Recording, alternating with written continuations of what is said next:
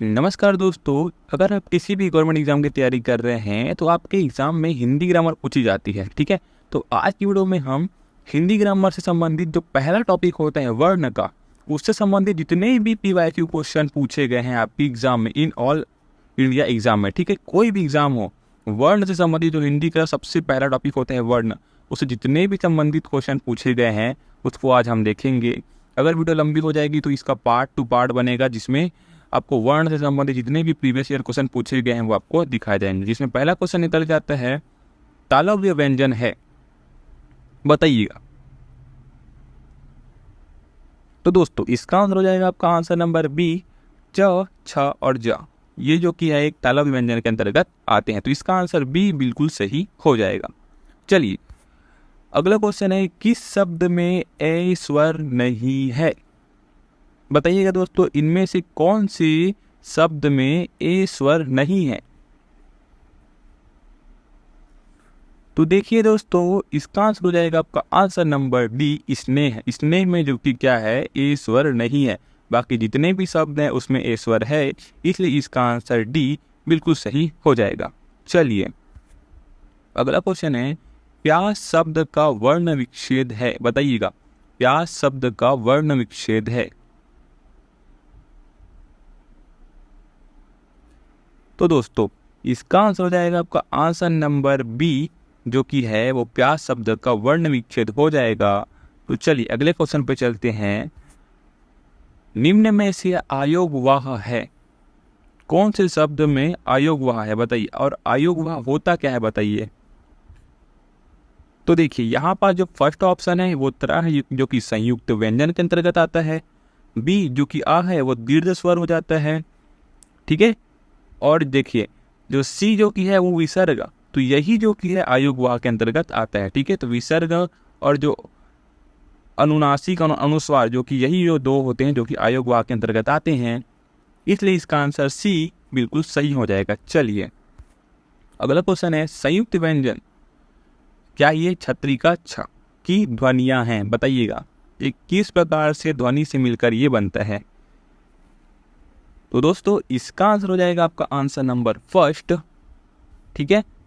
इन ध्वनियों के मिल से ये क्या बनता है, तो आंसर नंबर फर्स्ट इसका आंसर सही हो जाएगा। चलिए अगला है, निम्न में से दंतव्य वर्ण है, कौन सा ऐसा वर्ण है जो दंतव्य है? तो देखिएगा दोस्तों इसका आंसर हो जाएगा आपका आंसर नंबर सी, त जो कि है वो एक दंतव्य वर्ण है।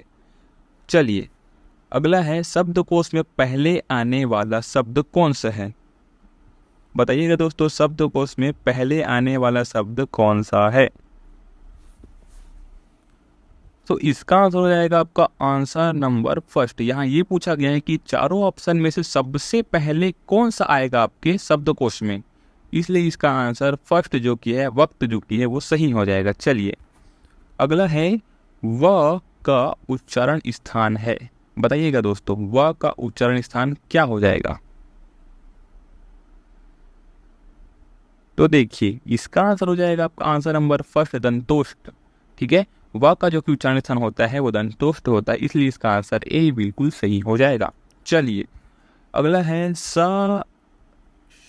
ध्वनि का उच्चारण स्थान है, श ध्वनि का उच्चारण स्थान है, क्या होगा बताइए। तालु होगा, मुर्दा होगा, दंत होगा या फिर दंतालु होगा? तो देखिए दोस्तों इसका आंसर हो जाएगा आपका आंसर नंबर ए, ठीक है। तालव्य जो कि स्थान है वहीं आपका श का उच्चारण स्थान होता है, इसलिए इसका आंसर नंबर ए बिल्कुल सही हो जाएगा। चलिए अगला है, ड का उच्चारण स्थान है, सॉरी ये बाण का आ है ना, इसका उच्चारण स्थान बताइएगा आप।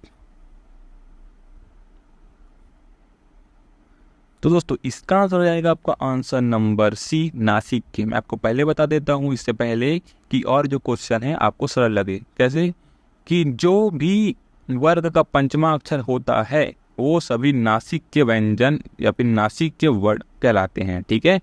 तो देखिए यहाँ पास जो कि ये डा जो कि है वो क्या होगा, वर्ग का पंचमाक्षर के अंतर्गत आता है, इसलिए इसका आंसर सी, नासिक के बिल्कुल सही हो जाएगा। चलिए अगला है, स्पर्श व्यंजन की उदाहरण है, स्पर्श व्यंजन कितने प्रकार के होते हैं बताइएगा? 25, जिसमें क वर्ग है ना, च वर्ग, ट वर्ग, त वर्ग और प वर्ग शामिल होते हैं।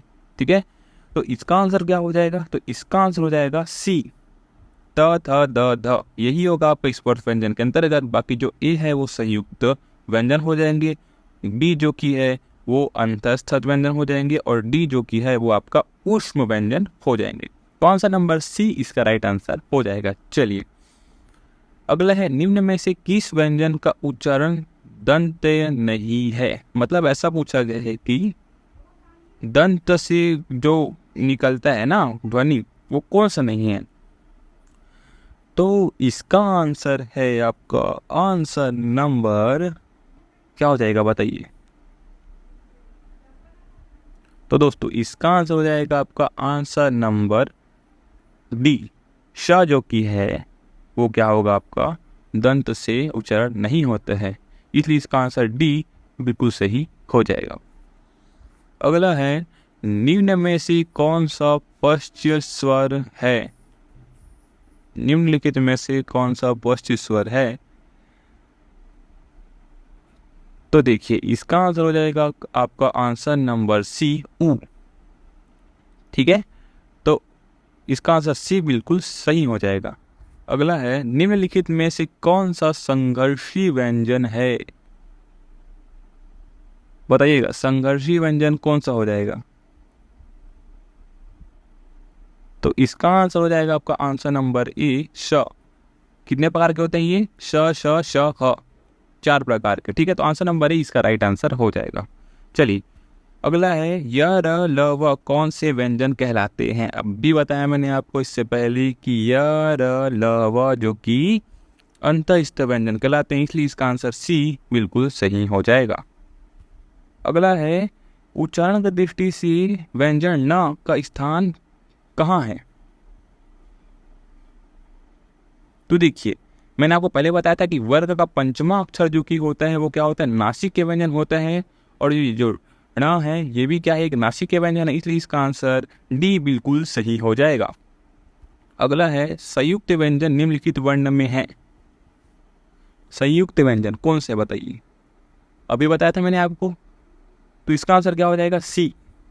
ठीक है, अगला क्वेश्चन पे चलते हैं। आज का लास्ट क्वेश्चन है, तालव्य ध्वनि नहीं है, इनमें से कौन सा जो कि है वो तालव्य से ध्वनि नहीं है?